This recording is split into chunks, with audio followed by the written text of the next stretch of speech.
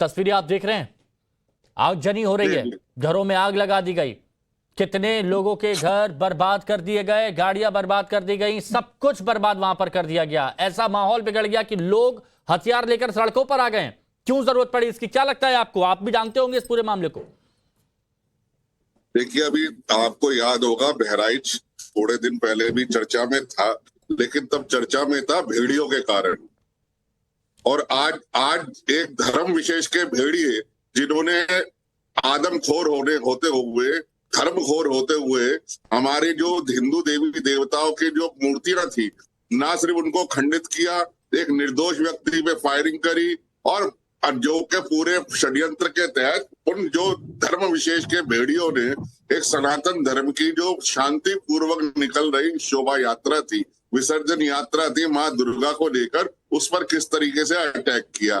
तो मैं ये बता रहा हूं कि ये बात सिर्फ उत्तर प्रदेश की देख लीजिए, आप मध्य प्रदेश की देख लीजिए, पश्चिम बंगाल की देख लीजिए, आज तक कभी भी किसी भी हिंदू, एक घटना नहीं होगी इतिहास में जब मुहर्रम पे या ईद पर किसी भी हिंदू ने किसी भी मुसलमान की धार्मिक यात्रा पर प्रहार किया हो। लेकिन ये चाहे रामनवमी हो, चाहे राम दुर्गा अष्टमी हो, या दुर्गा विसर्जन हो, या सरस्वती विसर्जन हो, हर जगह आप देखेंगे ये एक धर्म विशेष के भेड़िए जो हैं वो इसी तरीके से तीन चार बार आपने जो कहा कि धर्म विशेष के भेड़िए, धर्म विशेष के भेड़िए, ये आपने 3-4 बार यहाँ पर इस शब्द का इस्तेमाल किया। लेकिन यही वो नफरत नहीं है जिसकी वजह से ये माहौल बिगड़ रहा है? ऐसे आरोप लगते हैं, ऐसे सवाल भी पूछे जाते हैं। मैं आपसे ये जानना चाहता हूँ। देखिए, एक बात सुनिए, जब भेड़िए का मतलब क्या है, मैंने कहा ना बहराइच में अभी 6 नरभक्षी भेड़ियों को मारा गया, शासन ने मारा ना। क्यों मारा? क्योंकि वो इंसानियत और इंसानियत के लिए खतरा थे। इसी तरीके से ये लोग भी इंसान है और इंसानियत के लिए खतरा है।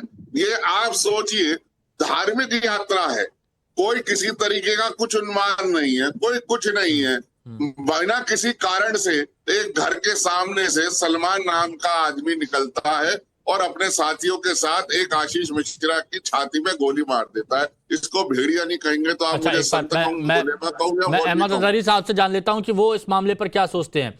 अजहरी साहब, ये कह रहे हैं पंडित अजय गौतम जी कि जब भी कोई हिंदू पर्व होता है, कोई त्योहार होती है, रामनवमी, दशहरा या फिर जो भी गणपति उत्सव होता है, उसी वक्त इस तरह के मामले सामने आ जाते हैं। उन्होंने भी भेड़िया कहा और उन्होंने बहुत सारे जुमले कहे। मैं वाकई में उन लोगों को भेड़िया ही मानता हूँ। जो ऐसे लोग हैं जो लोगों के धर्म पर अंकुश नमाई करते हैं, लोगों के धार्मिक त्योहारों पर हमला करते हैं, लोग वो कोई हो एक्स वाई जेड, मैं उसके साथ में ना कल खड़ा था, ना आज खड़ा हूं, ना कभी खड़ा हो सकता हूं। ये जो मामला बहराइच का हमारे सामने है, ये बहुत दुर्भाग्यपूर्ण है। मैं चाहता हूं कि हर लिहाज से वो कोई बंदा हो उसकी शिनाख्त की जाए और उन पर कठोर कार्रवाई की जाए। माननीय योगी आदित्यनाथ जी डंके की चोट पे कहते हैं कि हमारे यहाँ कोई दंगा होता नहीं है। मैं उनसे कहूंगा इसकी हकीकत सामने लाई जाए और ये बात सच साबित की जाए कि हमारे यहाँ कोई दंगा होता नहीं है। वो लोग कोई हो, मुसलमान है, मारो, घेरो ने, पकड़ो ने, जेल में भेजो, कोई मुसलमान उनके साथ खड़ा हुआ नजर नहीं आएगा। लेकिन हमने इसी भारत में देखा है कि नरसिंहानंद नबी पाक सल्लल्लाहु अलैहि वसल्लम की शान में गुस्ताखी करता है। गंगागिरी महाराज जब पैगंबर इस्लाम के खिलाफ बोलता है तो हजारों हिंदू सड़कों पर उन जालिमों के पक्ष में खड़े होकर के उनके लिए विशेष तरीके से बहुत सारी सभाएं करते हैं। ये क्या है बताएंगे अजय भाई आप? हम बता दीजिए अजय जी। देखिए यहाँ पर ये जो 1 बजे की डिबेट होती है ना, इसमें खासियत यही होती है कि यहाँ पर बेरोक टोक अगर किसी का सवाल है तो उसका जवाब भी मिलता है। अजय गौतम जी बताइए ये क्या है, फिर आगे 2 मेहमान और हैं। देखिए, बात बिल्कुल स्पष्ट है। अगर नरसिम्हानंद ने कुछ कहा तो किसी ने उसका समर्थन नहीं किया। पहली बात आप ये समझ लीजिए। तो सुन तो लीजिए। बिना किसी देरी के शासन और प्रशासन ने उनको बुक किया, उनको अरेस्ट किया, उसके बावजूद भी अरेस्ट है। और कहाँ है नरसिंहानंद? कहीं अरेस्ट नहीं किया। और कहाँ है बताइए। अरेस्ट किया है। अच्छा, मैं एक मिनट आपको रोकता हूं। देखिए एक बार फिर से बहराइच में हंगामा शुरू हो गया। हमारे सहयोगी हैं वहां पर और ये तस्वीरें वहां पर दिखा रहे हैं। देखिए क्या हालात वहां पर हो गए। फिर से धुआं दिखता हुआ यहां पर नजर आ रहा है, काले धुएं का गुबार। आप देखिए, ये एक्सक्लूसिव तस्वीरें, फुटेज दिखा रहे हैं। जहां बाकी कोई चैनल नहीं पहुंचा, वहां पर हमारे सहयोगी पहुंचे हैं और वो हर एक तस्वीर दिखा रहे हैं। विनोद मिश्रा उन पीड़ित लोगों से बात कर रहे हैं जो रो रहे हैं, जिन्होंने अपने आप को चैनल गेट में बंद कर लिया है। विनोद, क्या तस्वीरें वहां?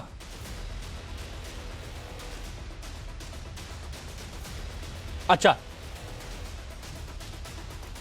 चलिए दोबारा जुड़ेंगे। अगर जो भी तस्वीर आएगी वो तस्वीर अपने दर्शकों को सबसे पहले यहां पर दिखाई जाएगी। स्वामी चक्रपाणी महाराज, ये क्यों हो रही है हिंसा? और दोनों तरफ से कोई कम नहीं है, दोनों तरफ से ये हथियार लेकर सड़कों पर आकर ये हंगामा किया जा रहा है। चक्रपाणी महाराज, किसको जिम्मेदार मानते हैं आप?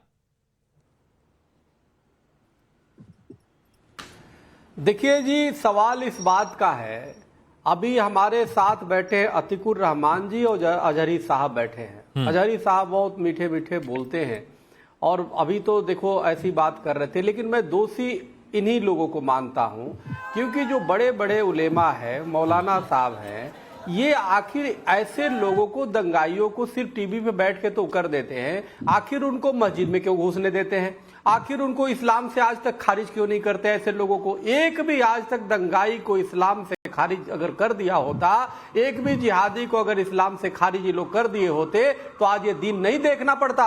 अब ये तो स्थिति तो अलग हो जाती है। अभी ये बोल रहे थे हमारे अजहरी साहब की, दूसरे का नाम ले रहे थे कि उसमें लोग चले गए। हमारे छोटे भाई अजय जी ने बिल्कुल ठीक कहा, कोई हमारे यहाँ समर्थन नहीं करता, लेकिन आपको बताऊं, अफजल गुरु जिसने संसद पे हमला किया, उसके जनाजे में आप लोग शामिल हुए और एक तो नहीं लाखों लोग शामिल हुए और उसके नारे लगाए कि अफजल तेरे कातिल जिंदा है, हम शर्मिंदा है, इस तरह के नारे लगे। सवाल यह है कि आप आतंकवाद को कब तक पालते पोसते रहेंगे? कब तक आप जो इस तरह तुष्टीकरण करते रहेंगे? नहीं, जहर क्या उगला है? क्या जहर उगला है? अजहरी साहब, क्या जहर उगला है? मीठी आपकी तरह जिहादी कौन सुनिए, किसको कहते हैं जिहादी? ये जहर नहीं है। अजहरी साहब सुनिए मेरी बात, मैं जहर नहीं उगलता, मैं तो आप सुनिए, अगर कुछ हमारे यहाँ होता है हमें दोषी। अच्छा, लेकिन सुनिए, आज माफ कीजिएगा, बीच में आप लोगों को रोकना पड़ेगा क्योंकि यहाँ पर रोकने की कोई मंशा नहीं है, लेकिन एक बड़ी खबर आ रही है, वो बड़ी खबर बताना बहुत जरूरी है। बहराइच हिंसा पर बीजेपी के प्रवक्ता सुधांशु त्रिवेदी का बयान आया। कुछ ताकतें भारत को कमजोर करना चाहती हैं, घटना उन्हीं शक्तियों के टूल हैं। देश की जनता सोचे कि पिछले 4 महीनों में इस तरह की घटना क्यों बढ़ी है। देखिए, इस पे उत्तर प्रदेश के मुख्यमंत्री जी ने बहुत कड़ाई के साथ कहा है कि जिन लोगों ने भी माहौल बिगाड़ने की कोशिश की उन्हें बख्शा नहीं जाएगा। मगर एक बात और गंभीरता से सोचिए कि ये किसकी ताकत बढ़ गई है जो पिछले कुछ समय से इस ढंग की घटनाएं देश में बढ़ गई हैं। ये मैं देश के विचार के लिए सोचता हूं। जो लोग कहते थे ना कि पिछले कुछ महीने से कुछ ताकत बढ़ गई, कुछ शक्तियों की, ये कौन सी शक्तियां थी जिनकी ताकत बढ़ी है? ये कौन सी शक्तियां हैं जो भारत को कमजोर करना चाहती हैं? आर्थिक आधार पर भी, सामाजिक आधार पर भी, सांस्कृतिक आधार पर भी। ये सब कहीं ना कहीं उन्हीं शक्तियों के टूल बने हुए हैं जो ये घटनाएं हैं। और फिर मैं दर्शकों से कह रहा हूं, मैं सारे देश से अब विचार करने के लिए कह रहा हूं कि पिछले 4 महीने में ऐसी घटनाएं क्यों हो रही हैं। कहीं कोई ईमेल आ जाता है कि ऐसा कुछ होने वाला है, कहीं पर रेल की पटरियों के ऊपर कुछ हो रहा है, कहीं पथराव हो रहा है। इनको अलग अलग घटनाओं के रूप में मत देखिए, इन्हें समेकित रूप में, इंटीग्रेटेड फॉर्म में देखिए, तो भारत के खिलाफ होने वाले षड्यंत्र को आप बेहतर समझ